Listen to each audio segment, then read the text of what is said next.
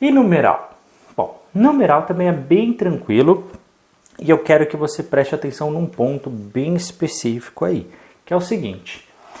O numeral é toda e qualquer palavra que vai indicar ordem ou uma quantidade de alguma coisa, tá? Não importa. E aí, a gente tem aí pelo menos 5 classificações. Eu já ouvi uma ou outra em uma outra gramática, mas olha, a classificação em si não cai na sua prova, mas você tem que identificar que é um numeral, simples assim, tá? Agora, também é fácil de decorar, então se quiser, é tranquilo. Heitor, o que é importante saber? Toda palavra que vai indicar uma quantidade de algo, ela é um número, é um numeral considerado cardinal. Ou seja, quantas canetas eu tenho na minha mão agora? Heitor, você tem uma caneta, uma, estou indicando uma quantidade, ok? Se eu tivesse duas, dois. Se tivesse 3 canetas, 3. Então, isso tudo que vai indicar a quantidade, a gente está falando que é um número cardinal, tá? Heitor, e ordinal? Ordinal lembra a palavra ordem, certo? E aí, pessoal, no ordinal, a gente quer saber a classificação. Então, pode ser primeiro, segundo, terceiro, pode ser último, penúltimo. Está indicando a classificação de algo? É geralmente um número ordinal. E na prova da Enseja? Bom, na prova da Enseja, geralmente tem ali uma tabelinha de um campeonato qualquer, às vezes de futebol, e ele fala, olha, o time que está em terceiro lugar, ele é considerado o quê? Esse terceiro? Este aqui vai ter várias opções, e aí você marca um numeral, é um ordinal, porque está dando uma classificação. Ou então vem uma pergunta escrita, olha, os numerais ordinais, eles indicam a classificação de um time num campeonato, por exemplo. Você vai marcar certo, tá? Sem problema nenhum.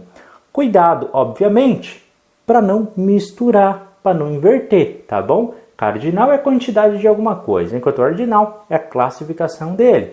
Mas podem ser também, olha, toda e qualquer palavra, tá? Eu só coloquei essa, mas pode ser penúltimo, último, então fica ligado. Indico a ordem, é ordinal. Multiplicativo é quando ele está aumentando, né? Vezes 2, vezes 3. Então, todas aquelas palavrinhas, né? Ah, ele acertou o dobro de questões nessa prova. Ah, ele melhorou o tempo, ele melhorou o triplo.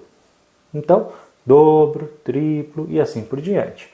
Fracionário, né? Tudo aquilo que vai indicar uma fração. Aqui eu coloquei, eu escrevi a fração, ela por inteira, mas também coloquei o número ali, caso você queira saber, tá? Então, 1/3, 2/4, 3/8 e etc e tal, né? Pode ser qualquer fração.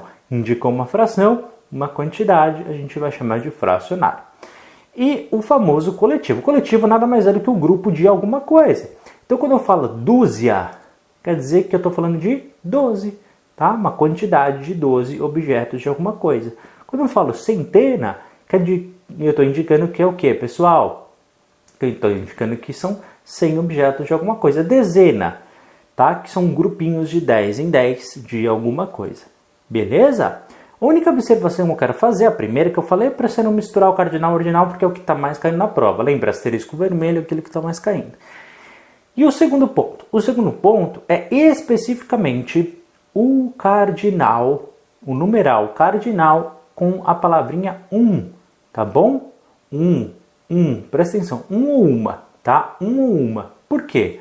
Porque eles podem ser no texto um artigo feminino ou eles vão ser um numeral.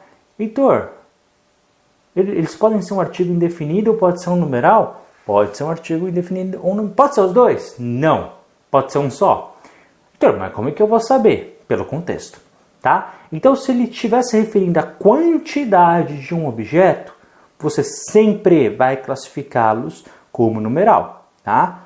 Se ele falar uma garrafa, ele está indicando a quantidade, tá? Depende do contexto. Você tem que ler a frase, tá? Se indicar quantidade, ele comprou uma garrafa, está indicando a quantidade, tá? Agora, se ele simplesmente está citando com artigo e depois não um substantivo, aí obviamente que não é um cardinal, é um substantivo. Ah, Heitor, então o contexto aqui também é importante? O contexto aqui também é importante, tá? Então, antes de sair, né, classificando para tudo quanto é lado, leia o que você está observando, tá bom? Próximo, pronome. O pronome são palavrinhas que vão substituir alguns substantivos, tá? Porque muitas vezes a gente está escrevendo, e aí o texto ele pode ficar muito repetitivo, tá? Então o pronome ele vai substituir tanto quem participa, com quem faz ou quem sofre ali a ação, tá? Então, por que eu tenho que aprender esse raio de pronome? Simples, porque você vai fazer uma coisa chamada redação, que pode ser a diferença para sua certificado ou não. E essa redação, pessoal, a gente tem que evitar em um dos vários critérios que a gente tem. Nós temos que evitar a repetição de palavras, tá? Então, não pode repetir nunca? Não, uma vez pode, uma vez ou outra pode, mas não palavras muito próximas uma das outras. Então, imagine uma frase que você está ali escrevendo. Maria estava em casa, ponto. Maria estava feliz. Qual é o grande problema aqui dessa frase, Heitor? Pensa. Ah, Heitor, porque tem duas frases curtas, né? É verdade, também tem esse problema. Mas não é o caso, a gente está estudando pronome. E o pronome, pessoal, você já deve ter aprendido na escola, né? Pronome pessoal do caso reto. Eu, tô, ele, nós, vós, eles. Pronome pessoal, pronome oblíquo, pronome átomo. Pessoal, essas classificações você esquece. Esquece se você está lendo em algum lugar, algum material se você aprendeu na escola, porque isso, o Enseja, ele não está nem aí. Nunca cobrou, nunca vai cobrar. Por isso tem que saber o que você está estudando, tá? Ele, pronome, você tem que usar as palavras que vão substituir. Lembra que a gente aprendeu sinônimo? E isso é mais um motivo que você aprende semântica antes de morfologia, tá? Para você entender esse conceito. Então, olha só, vou reescrever essa frase. Maria estava em casa, ela estava feliz. O que aconteceu? Ao invés de eu repetir Maria duas vezes, eu substituí a segunda Maria pela palavrinha ela, tá? O que é ela? É Maria, só que eu não repeti a palavra Maria duas vezes. Olha como é que ficou a leitura agora. Maria estava em casa, ela estava feliz. Melhorou ou não melhorou? Então eu reescrevi o texto. E ela é o nosso pronome, tá bom? Então as palavrinhas que você aprendeu lá atrás, né? Eu, tu, ele, nós, vós, eles, que depois você vai ver isso no inglês, inclusive, que a gente vai reforçar e várias outras aulas. Essas palavras é uma estratégia super legal e super interessante, tá? Além de você não perder ponto na sua redação, você pode ganhar, porque o seu corretor vai olhar e falar, ele domina, ela domina a arte dos pronomes, portanto, vai ter ali a sua pontuação. Claro, se Maria, pessoal, né, é um gênero feminino, então tem que ser ela. Se fosse, por exemplo, a palavra João, eu posso usar ela? João estava em casa, ela estava feliz? Não, aí seria o quê? João estava em casa, ele estava feliz. Né? Então, fique atento a isso, tá? Tem que ser o gênero correto. E também a questão do número. O que é isso? Singular com singular, plural com plural. Se fosse, por exemplo, Maria e João estavam em casa. Maria e João estavam felizes. Como é que ia ser? Estavam felizes. Como é que ia ser?